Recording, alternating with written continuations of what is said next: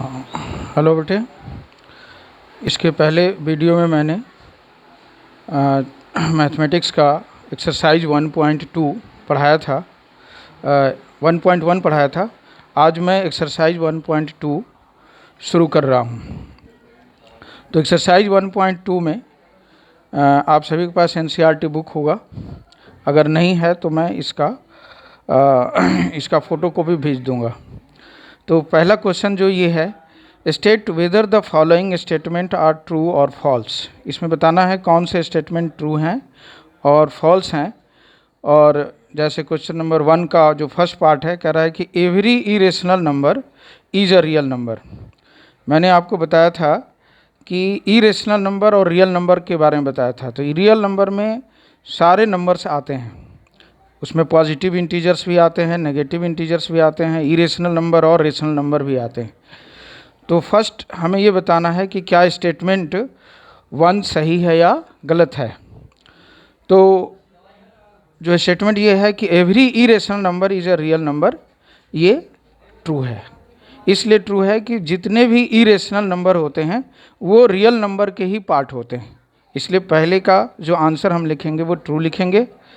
Second part का जो answer है वो है every points on the number line is of the form of root m and where m is a natural number।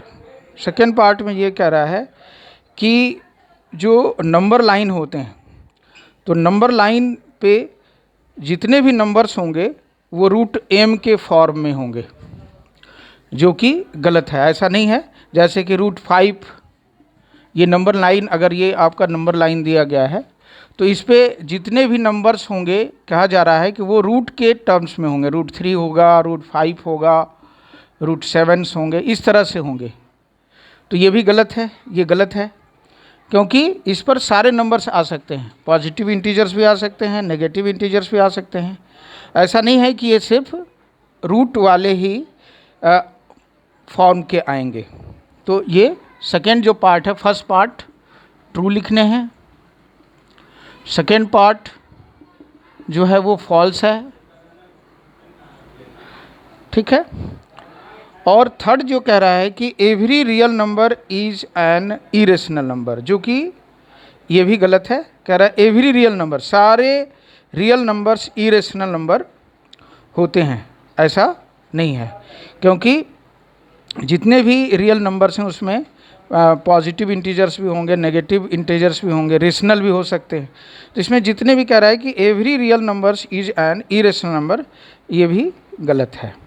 तो third part जो आपका लिखना है वो फॉल्स होगा, ठीक है।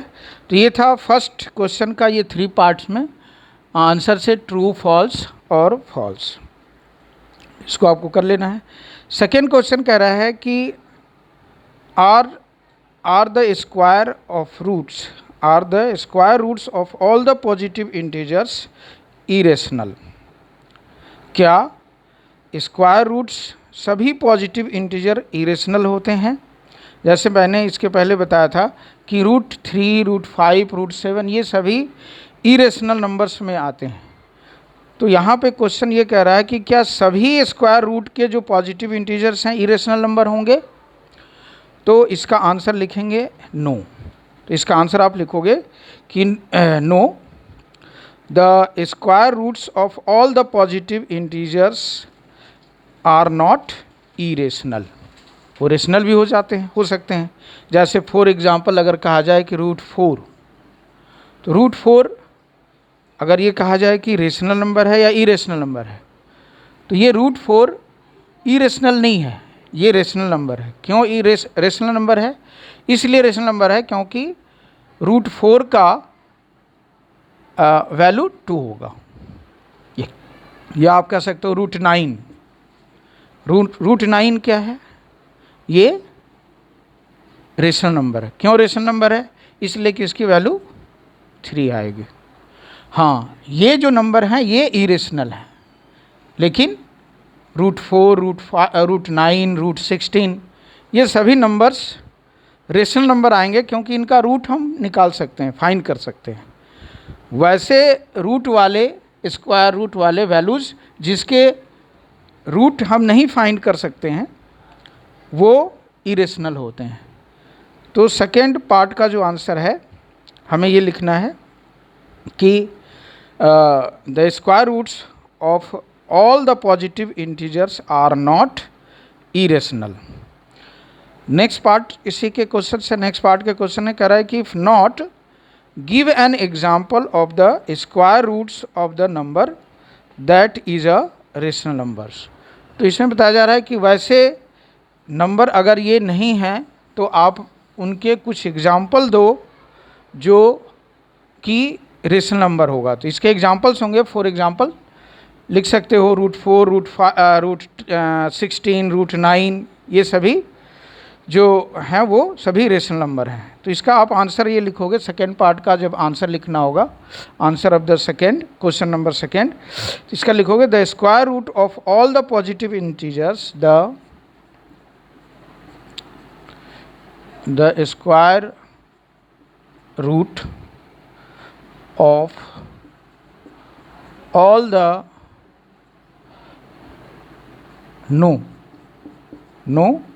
the square roots of all the positive, the square root of all the positive integers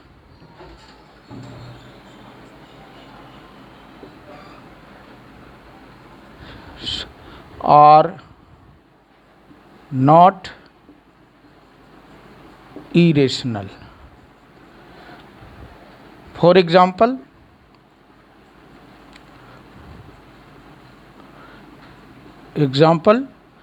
√4, √9, √16, ये सभी नंबर्स वैसे हैं जिनका स्क्वायर रूट्स इरेशनल नहीं होता है। तो सेकेंड क्वेश्चन आ गया, the square root, no the square roots of all the positive integers are not irrational. For example √4, √9 and √16। तो ये क्वेश्चन सेकेंड का आंसर आप कंप्लीट हो गया। क्वेश्चन नंबर 3, क्वेश्चन नंबर 3 में बताया जा रहा है कि so how the √5 can represented on the number line. √5 को हम किस तरह से नंबर लाइन पे रिप्रेजेंट करते हैं। तो ये काफ़ी इंपॉर्टेंट क्वेश्चन है, इसको समझ लो। इसमें हमें इसको रिप्रेजेंट करने के लिए सबसे पहले एक लाइन ड्रॉ करने पड़ेंगे। सपोज हमने एक लाइन ड्रॉ किया इस तरह से, और ये नंबर लाइन है। इसमें आप लिख सकते हो 0, -1, -2, -3, 1, 2, 3 और 4। तो क्वेश्चन नंबर 3, इस क्वेश्चन नंबर 3 के लिए हमें √5 को इस नंबर लाइन के ऊपर हमें दिखाने हैं। तो किस तरह से इसको समझने की कोशिश करो। तो सबसे पहले इसमें 1 सेंटीमीटर, ये नंबर लाइन, एक लाइन ड्रॉ करना है, और इसमें ये नंबर्स आप ड्रॉप कर सकते हो 0, 1, 2, 3, 4, ठीक है। अब ये 0 से 1 तक क्या 1 यूनिट कह सकते हो या 1 सेंटीमीटर ले सकते हो। अब इस 1 पॉइंट पे 1 पे हमें एक परपेंडिकुलर ड्रॉ करने, इस तरह से। परपेंडिकुलर कैसे ड्रॉ करेंगे, तो प्रोटेक्टर का यूज़ करके आप ये परपेंडिकुलर ड्रॉ कर सकते हो।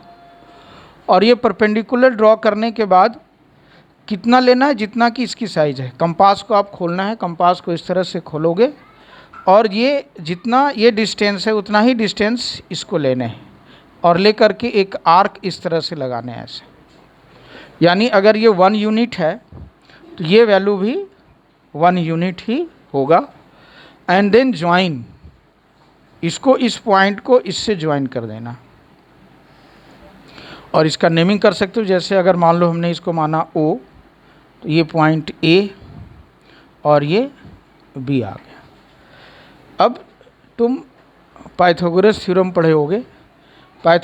पाइथागोरस थ्योरम के अकॉर्डिंग अगर किसी राइट एंगल ट्रायंगल में अगर कोई कैसा हो, राइट एंगल ट्रायंगल हो, तो इसके हाइपोटेन्यूज, ये देख रहे हो, ये परपेंडिकुलर होता है, ये हाइपोटेन्यूज कहलाता है, परपेंडिकुलर और बेस। तो इसमें हाइपोटेन्यूज का स्क्वायर इक्वल टू परपेंडिकुलर का स्क्वायर प्लस बेस का स्क्वायर, ये फार्मूला होगा। तो ये अगर हम इसको पाइथागोरस थ्योरम अगर इसमें लगाएं तो इसमें अकॉर्डिंग टू पाइथागोरस थ्योरम तुम लिख सकते हो कि O B square equal to, और डायरेक्ट लिख सकते हो O B square equal to O A square plus A B square. अब तुमने यहाँ से यहाँ तक कितना है, 1 लिया है, तो 1 का स्क्वायर लिखना है। ए बी कितना है, 1 है, प्लस 1 का स्क्वायर इक्वल टू 1 प्लस 1। इसके बाद यहाँ से देखो O B square equal to 1 plus 1 2, और therefore O B equal to √2। तो ये तुमने देखा, ये वैल्यू क्या आ गया, √2। तो इस तरह से अगर हमें ओ बी कितने निकल गए, √2 निकल गए, लेकिन हमें √5 लेना है। अब इसके ऊपर क्या करना है, फिर इस वाले लाइन पे फिर जितने डिस्टेंस है 1, ए बी जितना दिया गया उतना ही इसके ऊपर परपेंडिकुलर एक ड्रॉ करेंगे। इस वाले लाइन पर एक और परपेंडिकुलर ड्रॉ करना है। परपेंडिकुलर ड्रॉ करने के लिए हमें प्रोटेक्टर का यूज़ कर रहे हैं, तो यहाँ पे परपेंडिकुलर ड्रॉ करेंगे, इस पर प्रोटेक्टर को यूज रख करके, और इस पर एक परपेंडिकुलर ड्रॉ करो। और फिर ये जितना डिस्टेंस है 1 सेंटीमीटर अगर हमने लिया तो 1 कंपास को 1 तक खोलेंगे और फिर यहाँ पे एक आर्क लगाएंगे इस तरह से। तो फिर ये कितने आ गए, 1 ही आ गया। अब इसको, इस पॉइंट का अगर नाम हमने सी लिया तो ओ और सी को ज्वाइन कर दो, ऐसे देखो ओ और सी को हमने ज्वाइन कर दिया। अब फिर नेक्स्ट स्टेप हमें ओ सी निकालने हैं, तो O C square equal to, फिर लिखोगे O C square equal to, इसमें भी अप्लाई करो पाइथागोरस थ्योरम। तो O C square equal to O B square plus B C square, B square plus B C square. O B का value देखो तुम यहाँ से √2 लिख सकते हो, ये √2 का स्क्वायर प्लस बी सी 1 का square, √2 square 2 plus 1 equal to 3। और जब तुम ओ सी लिखोगे तो ये √3 आ गया, यानी ये जो वैल्यू आ गया वो √3 आ गया। इस तरह से आप फिर इसके ऊपर एक और परपेंडिकुलर ड्रॉ करोगे इस वाले लाइन पे। ये प्रोसेस हम तब तक करेंगे जब तक कि √5 ना आ जाए। अब इस वाले लाइन पे फिर इस, ये जो ओ सी है इस पर परपेंडिकुलर ड्रॉ करना हमें इस तरह से, ऐसे यहाँ पे भी प्रोटेक्टर यूज करेंगे और ये 90 डिग्री आ गया। अब यहाँ से फिर ये 1 जो डिस्टेंस है, 1 यूनिट का डिस्टेंस, फिर यहाँ लेके एक आर्क ले लो, कंपास को 1 तक खोलेंगे, या ये जो ओ ए डिस्टेंस है यही लेना है, और यहाँ लेकर के ये 1 डिस्टेंस तक इसको आर्क लगा लिया, फिर इसको इससे ज्वाइन कर दो। और अगर इस पॉइंट को हम क्या माने, बी सी डी अगर मानते हैं, तो फिर अब यहाँ से हमें ओ डी निकालने हैं। तो O D square equal to, इसमें फिर पाइथागोरस थ्योरम लगाओ, तो O D square equal to O C square plus C D square.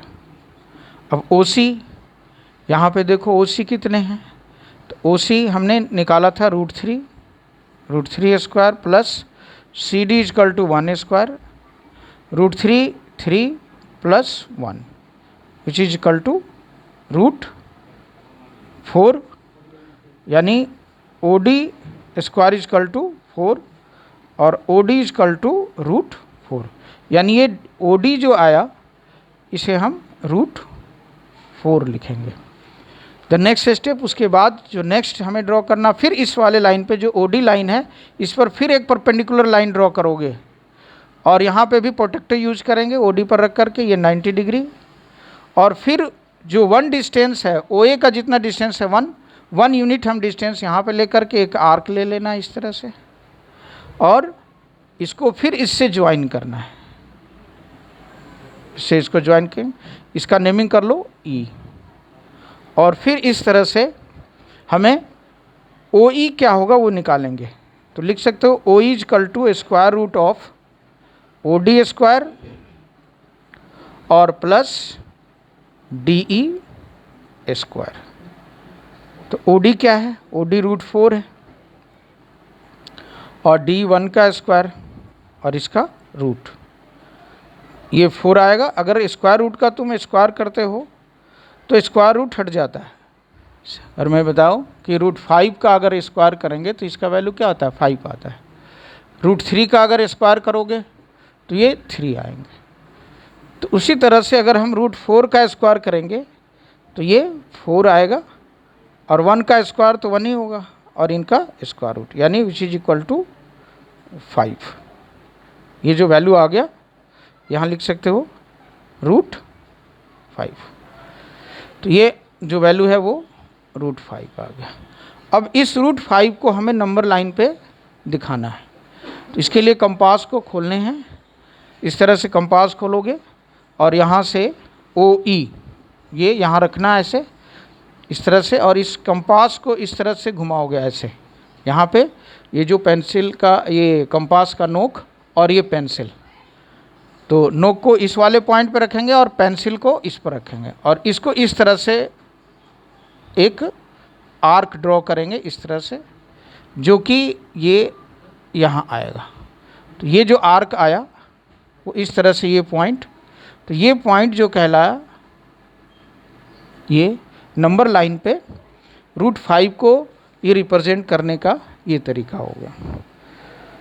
तो इसे कॉपी कर लेना है, इसको पॉज करके, और ये सारे, तो ये तरीका हुआ कि हम √5 को किस तरह से इस नंबर लाइन पे ड्रॉ कर सकते हैं। इसके बाद नेक्स्ट जो क्वेश्चन नंबर 4 है, ये भी सेम कह रहा है कि classroom activity the draw the, इस एक्टिविटी को तुम कर सकते हो, सेम है, सेम जो मैंने क्वेश्चन नंबर 3 बताया वही क्वेश्चन नंबर 4 है। इसको स्क्वायर रूट का स्पाइरल ड्रॉ करना है, जैसे 1 हमने किया, 2 किया, 3 किया, 4 किया, इस तरह से, इसी तरह से सेम प्रोसेस यूज करके √6 निकाल सकते हो, √7 निकाल सकते हो। तो ये नंबर लाइन ड्रॉ कर सकते हो इस तरह के तरीके से। अब मैं दूसरा एक्सरसाइज शुरू करने जा रहा हूँ, जो कि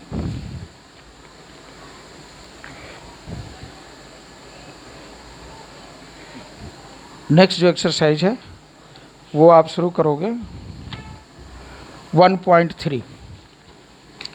इसके पहले इसे नोट कर लेना है।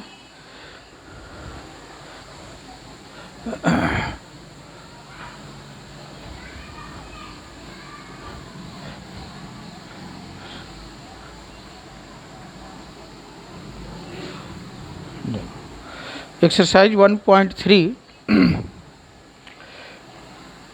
नाउ एक्सरसाइज 1.3 देखो, एक्सरसाइज 1.3 में जो क्वेश्चंस दिए गए हैं वो कह रहा है कि write the following in decimal form and say what kinds of the decimal expansion each has.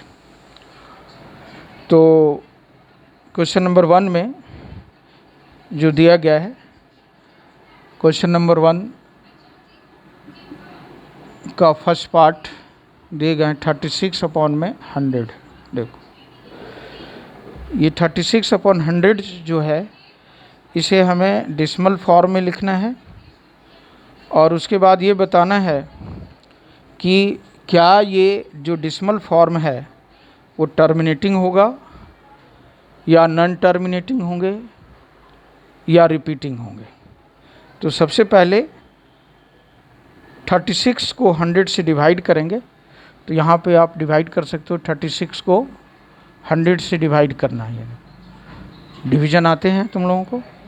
तो 36 को 100 से डिवाइड करने के लिए देखो यहाँ पे सबसे पहले तो यहाँ 0 लेना है, और ये 100, ये 36 क्या है, इज़ लेस देन द 100, तो इसके लिए पॉइंट लेकर के इसके पहले 0। अब देखो कितना टाइम्स जाएगा, 3 टाइम्स जाएगा, तो 300 हो गया, यानी 60। अब इस डेसिमल के बदले फिर एक 0 यहाँ लिखना है। अब ये कितने टाइम्स गए, 6 टाइम्स 600, यानी ये कैंसिल होगा। यानी 36/100 को हम डेसिमल के फॉर्म में 0.36 लिख सकते हैं। अब ये तो डेसिमल फॉर्म आ गया। अब तुम्हें ये बताना है कि क्या ये डेसिमल फॉर्म टर्मिनेटिंग है या नॉन टर्मिनेटिंग है। तो टर्मिनेटिंग वो होते हैं जिसके रिमाइंडर 0 आ जाए। यहाँ पे रिमाइंडर क्या आ गया, 0 आ गया, यानी ये टर्मिनेट हो गया, कैंसिल हो गया। तो ये जो नंबर है, ये जो डेसिमल फॉर्म है, इसके आंसर में लिखेंगे कि ये क्या है, टर्मिनेटिंग नंबर्स है, टर्मिनेटिंग डेसिमल है, या इसको लिख सकते हो terminating decimal. Decimal second part, first part समझ में आ गया होगा तुम्हें, बहुत सिंपल है। दो 36/100 को डेसिमल के फॉर्म में लिखना है। तो डेसिमल के फॉर्म में जब लिखना है तो हमने क्या किया, 100 से 36 को डिवाइड किया, और ये डिवीज़न का प्रोसेस है। और रिमाइंडर क्या आ गया, 0 आ गया। अगर रिमाइंडर 0 आ जाता है तो इसके बाद तो कोई नंबर्स है नहीं, यानी इस नंबर को हम क्या कहेंगे, टर्मिनेटिंग नंबर कहेंगे या टर्मिनेटिंग डेसिमल कहेंगे।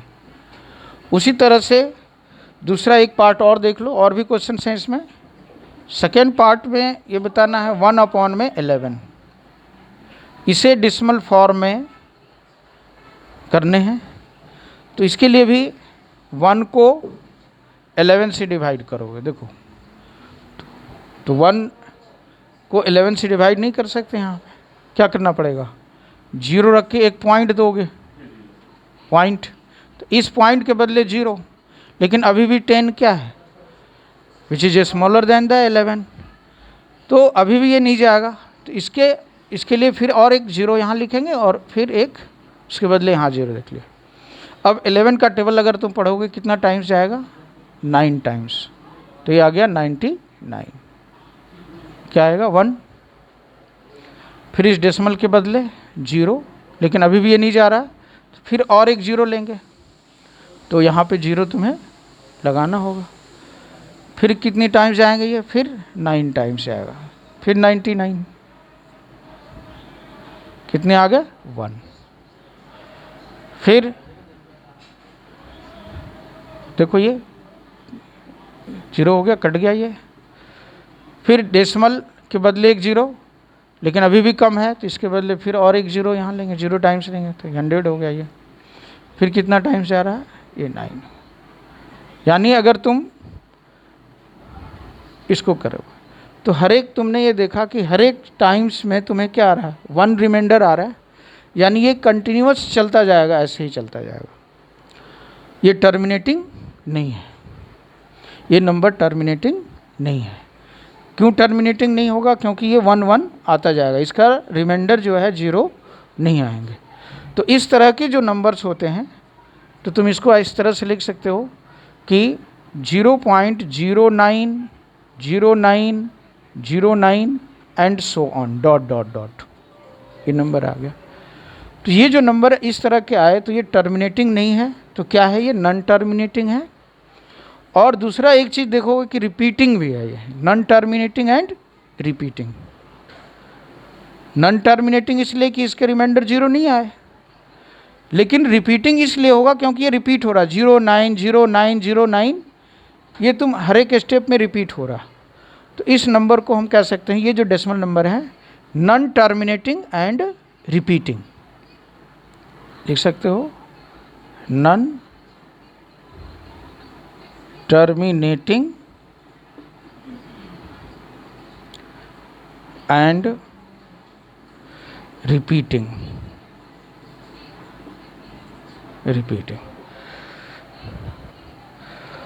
तो ये नंबर तुम इसके आंसर भी चेक कर सकते हो। 1.3,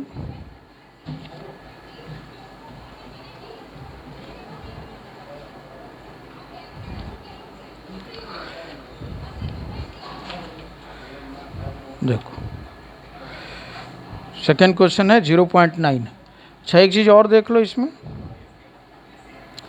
ठीक है, ये जो रिपीटिंग नंबर से इसको इस तरह से इंडिकेट करते हैं 0.09 के ऊपर बार, ये यानी अगर 0.9 रिपीट हो रहा है तो इसको इस तरह से सिंबॉलिकली रिप्रेजेंट कर सकते हैं, ये नंबर से हो गया। तो इसके बाद जो क्वेश्चंस हैं तुम्हारे, नेक्स्ट क्वेश्चन नंबर 2 है, जो कि देखोगे क्वेश्चन नंबर 2, ये तुम इसको नोट डाउन कर लोगे। अगर जो भी क्वेश्चन तुम्हें समझ में नहीं आता है तो इसको फिर से दोबारा तुम पूछ सकते हो इसे, या तो फ़ोन से जो डाउट है वो क्लियर कर लेना, हाँ, या मैसेज दे दोगे इसके लिए। तो मैं उम्मीद करता हूँ कि तुम्हें समझ में आ गया होगा। बाकी इसमें और भी जो है ये 6 पार्ट हैं टोटल, बाकी तुम एज ए होमवर्क करोगे। नेक्स्ट क्वेश्चन मैं बताने जा रहा हूँ, क्वेश्चन नंबर 2। तो क्वेश्चन नंबर 2 इसको नोट कर लेना है, वीडियो को पॉज करके और इसे तुम नोट कर सकते हो।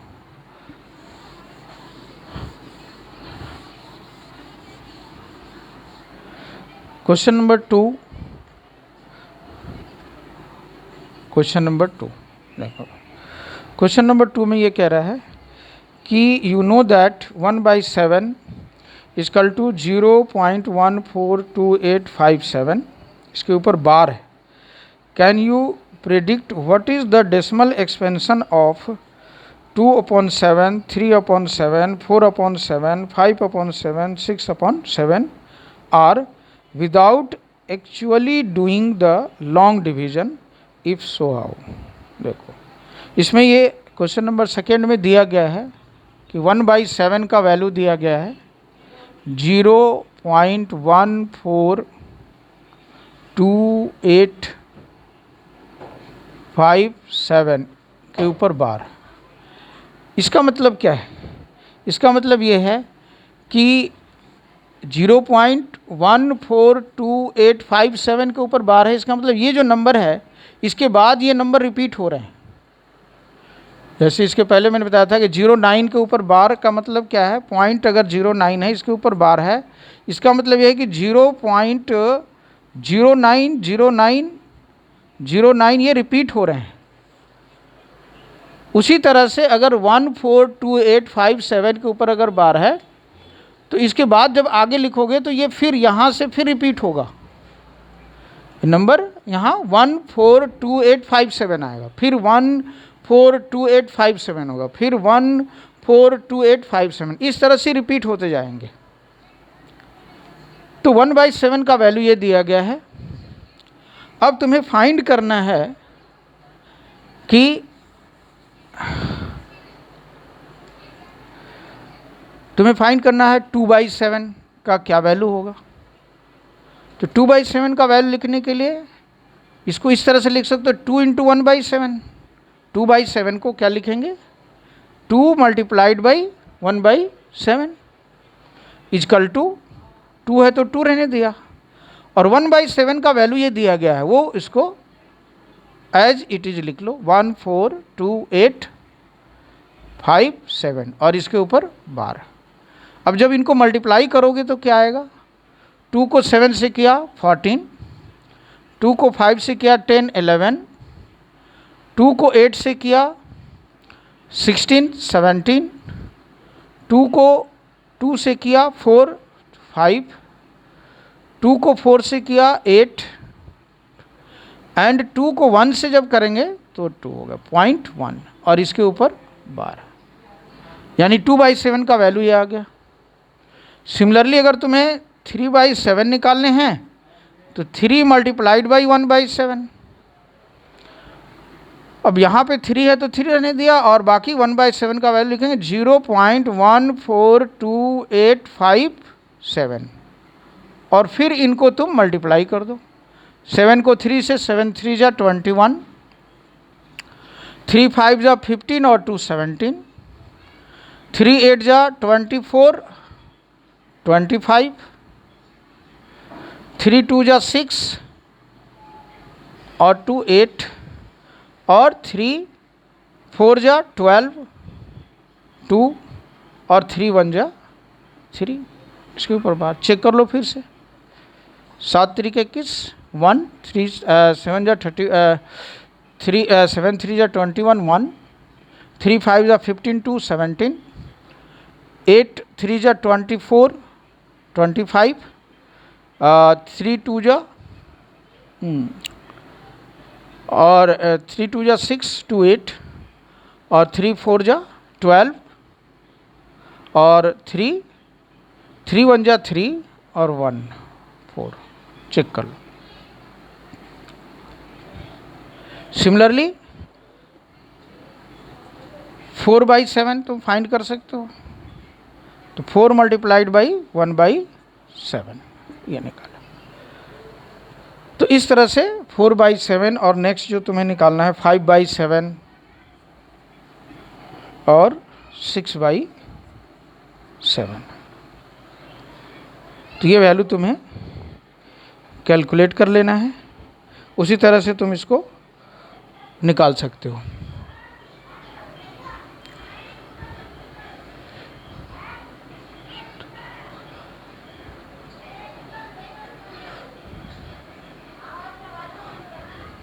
ठीक है। नेक्स्ट जो है, तो इसको भी नोट कर लेना है। नेक्स्ट क्वेश्चन जो मैं बताने जा रहा हूँ,